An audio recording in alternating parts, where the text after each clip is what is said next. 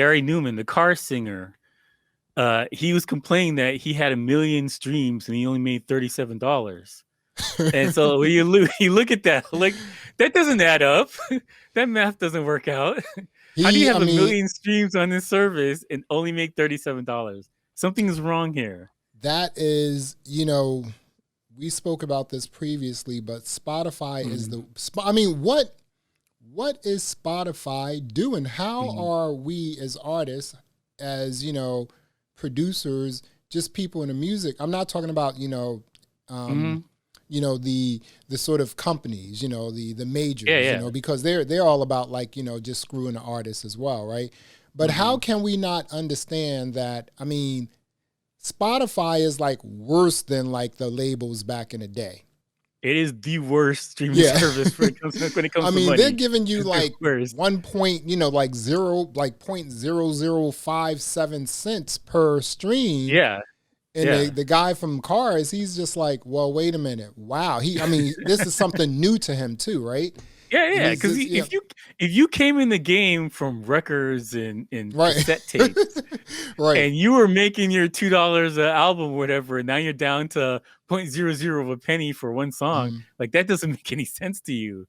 Like logically, he's better off going on tour and selling one show and making his money from that versus streaming.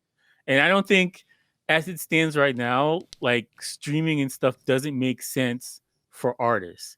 It makes sense from a standpoint of, well, you want to be on services so people can get to you easily. But when it comes to getting paid and making this your job, this is not logical. It is a terrible system. It's not designed to move you forward. This is the perfect example of the 1% versus everybody else that's barely struggling to get by. I keep telling people, you know, there is a clear 1% in the Spotify sphere, right? And it's just like, hey, they understand that these artists, they have to work overtime so that these artists can get exposure so that they can make money, right? And this guy, you know, Gary Numan, you know, just looking at this article here, it's just like he made 0.00005 cents per stream. How much is? I don't even know how much is that. I mean, I don't even know how much that is, right? It's just but like you got to think about how low that is for what the worth is to you. And a company like Spotify cannot exist unless people like Gary Numan puts his songs there. Yeah, and so because everybody else is putting their music there. It kind of the tide lifts all the boats, even though it shouldn't, because everybody's still in the mud while the tide is going up. And I think it's outrageous, and it's kind of shocking that Spotify is able to pay this low for the thing that they need. It's not like they don't need you. Listen, they need Gary Numan.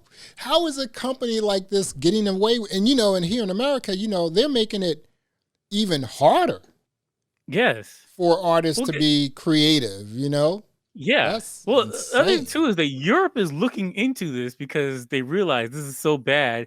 And I think because of 2020 and all the stuff that happened that year, people have complained, artists and musicians, whatever, they complained about how little they're getting from these streaming services. So they're, you know, regulatory Europe is going to get involved and look into this. So it may be wise for you to move over to Europe and only let your music play there. You know, it's weird. It's weird because when you do read or when you come across an article that talks about a government, you know, doing something to investigate these streaming services, it's generally over in the EU somewhere, right?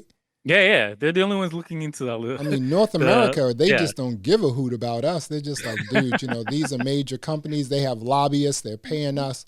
I'm sorry, you have to take this 0.00005 cents and, you know, keep it moving, right?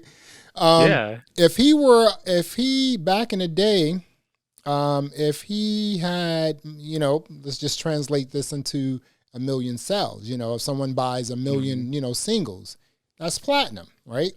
Yeah. So he doesn't understand, this whole new way.